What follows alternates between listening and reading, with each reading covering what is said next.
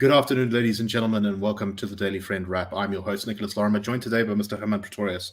The first news we're going to talk about today is some fairly shocking news from the KZN municipality of uMngeni, where the DA's chief whip, Councillor Nhlanhla Yenza Ndlovu, was killed in unclear circumstances at this stage. As far as we know from the early reporting on this, he was shot in his bedroom, in his home.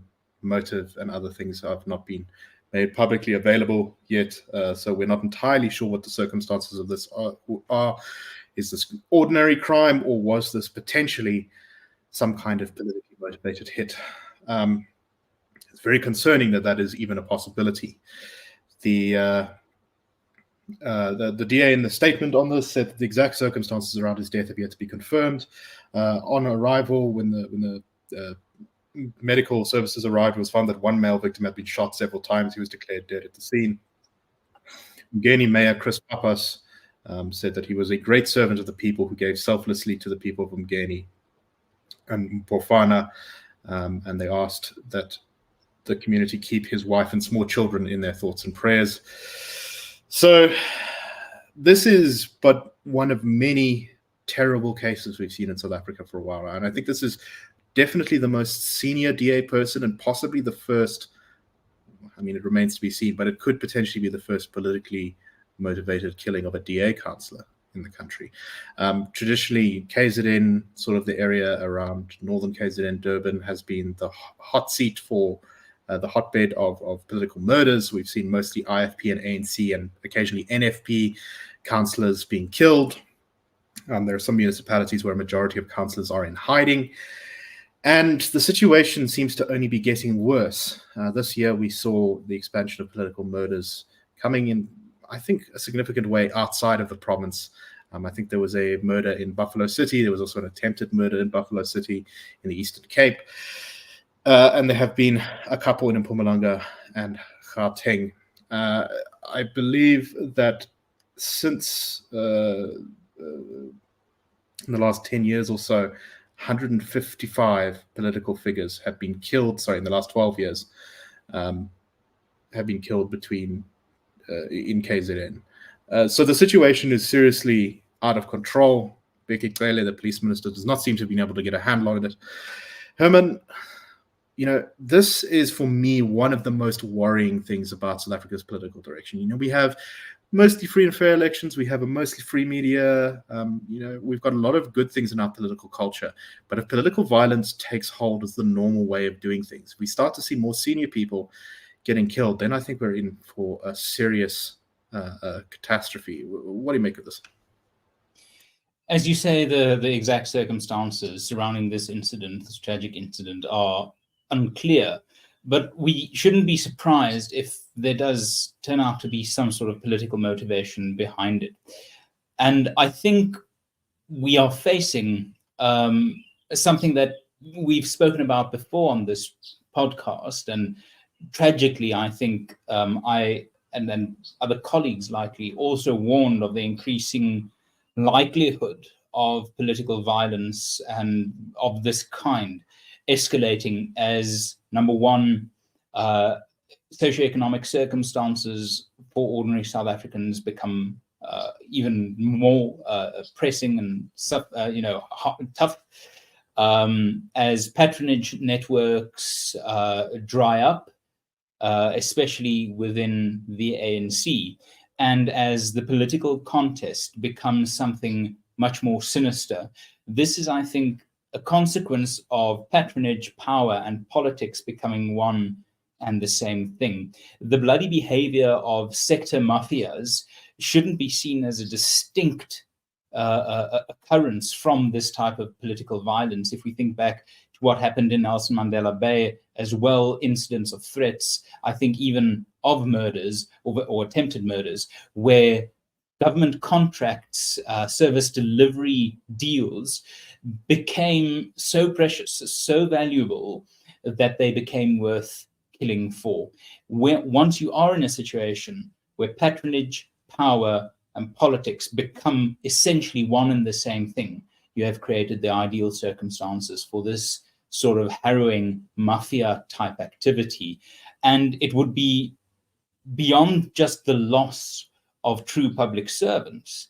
It is also a deterrent to others who might have sought to serve in public office to prefer not to. And that is another dimension of loss. I think I'm correct in saying, and I may stand under correction here, but that being a councillor in South Africa, particularly in KZN, is the most dangerous profession in the country, more dangerous than other groups who are targeted for murder at extraordinarily high rates, more dangerous even than policemen who put themselves in danger's way. It is a really terrible circumstance, these political killings. And if they are not dealt with, they will only become worse. So I think it's very important that civil society, that political parties, that everyone puts more pressure. And I must say the media, especially News 24, has been pretty good on this. I think they are the ones who did a number of articles on these political killings across KZN in particular. And there's been a lot more attention on this in recent years in the media, which I think is a very good thing, but I hope that continues and that public pressure continues. So the people who are responsible are found and punished, because they are hurting the very fabric of our country. And we should take very seriously the factors driving this sort of violence. These sorts of things, especially in criminality and sociology, or criminology and sociology, it is very important to understand the incentive factors. People often act with incentive factors being strong enough. And if we're in a political system where the incentive factors for political murder become such that people take that risk, take that chance to commit those illegal acts, we really are in some dire straits. Indeed. Okay, let's move on to our next topic, and this is the government's annual Blue Drop report. This is a report that looks into the quality of drinking water across the country.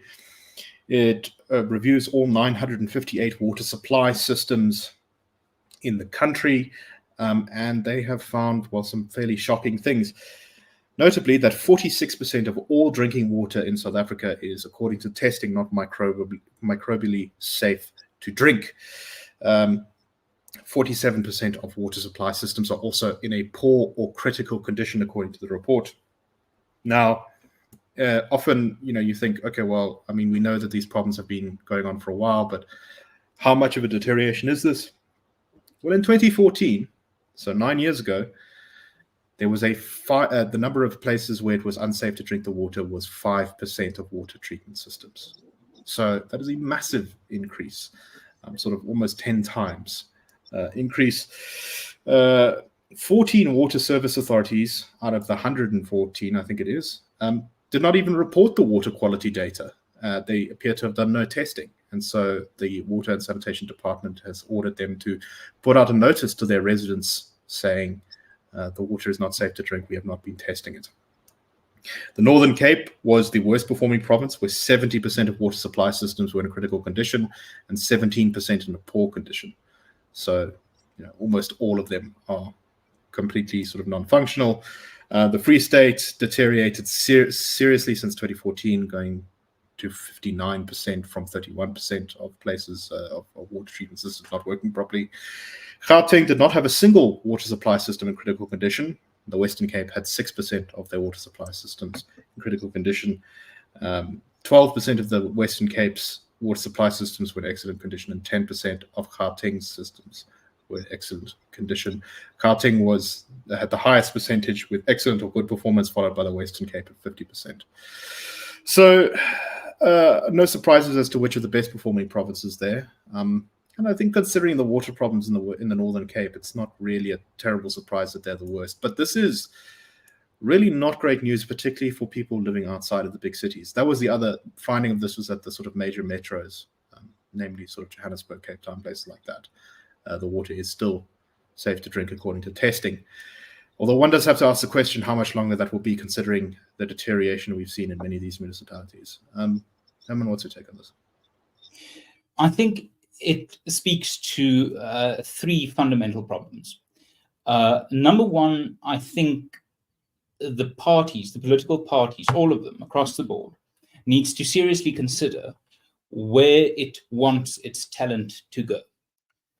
We look at parties, especially like the Democratic Alliance, where there seems to be this expectation that skill plus political ambition must fast track you to parliament or at least a provincial legislature position. The tragic consequences of this is that quite often the brightest and most able politicians do not stay at local government level. Now, there are many very competent local government politicians and councillors. I in no way mean to disparage what they do. But when government to the public means taps with water drinkable in them, lights going on when switches are flicked, clean sidewalks, pothole-free roads, those are quite often and in the main local government responsibilities. So when you're in a situation where local politics is the also-ran of political talent, where people like Jordan Hill-Lewis and Silje Brink are the exception rather than the rule of gaining national prominence, going to parliament, holding shadow ministerial office, and then returning to local government to lead up, local government executives. That does become worrying. One wonders, where are the skills being incentivized? And I hope that this could be a wake-up call to all parties to really reconsider what it is that they are looking for in local councillors. So that's the first issue. The second issue is making it worthwhile for people to understand that they can either have a say and take ownership of local government issues by getting involved themselves, or headlines like this, results like this will keep on flowing out of every bit of governmental orifice that one possibly could find. And then the third point I want to say is, this is the tragic consequence of a meritless political system. Cadre deployment, BEE, these things are opportunities for cadres, crooks, and cronies to get jobs, get tenders, get contracts, get responsibilities without any guarantee of the merit and the skills necessary to do that job, whether it's streets exploding or whether it is taps poisoning people in this country. The answer is skills. The answer is merit. And as long as we indulge policies that undermine that, we are setting ourselves up for massive failure. So yesterday, I'm going to move on to our next story now. Yesterday we had comments from the French Foreign Trade Advisor in South Africa saying that French companies are just not that interested in investing in South Africa. We had bad GDP growth numbers yesterday. And he said French companies chose to hold off on committing to additional investments in 2023 South Africa, as business leaders are eager to see material improvements around energy stability, logistics efficiencies, port competitiveness, anti-corruption measures, and improved investor visa visa application process. This is not particularly surprising. It does seem increasingly like the international investor community is got less and less time for Cyril Ramaphosa, and that the promises of great reform are, well, not really in the cards, despite what has been said at many investor conferences over the last couple of years. Unsurprising this, but not good news nonetheless. What do you think of this, Emma? Absolutely. And especially if we look at the third paragraph that says, in the meantime, while SA grapples with its plethora of ills from Transnet to Eskom to enormous unemployment, countries like Kenya, Ethiopia, Egypt, Ghana, and Nigeria are developing faster through more favorable policies and attracting French attention as better potential investment destinations, according to Deplat. It's not difficult to ensure the basics. People need to be able to manufacture goods and provide services, get goods to market, and it must be as easy as possible for the consumer to commission those goods or services and to pay for them. That is how you attract business. And South Africa is getting left behind, not by the developed world or by any CIA conspiracy, but by countries in Africa who are simply doing the basics right. And that is the shamefulness of this. Nothing about this was sudden. Nothing about this was complex. And the fact that Cyril Ramaphosa, even today, bears some respectability in the minds of investors somewhere is quite baffling. It's the basics that need to get right. It's growth, it's liberty, and then investment. Job-creating investment flows naturally. Exactly right. Anyway, that's all the time we have for today. We hope you found the show interesting, and that's a wrap.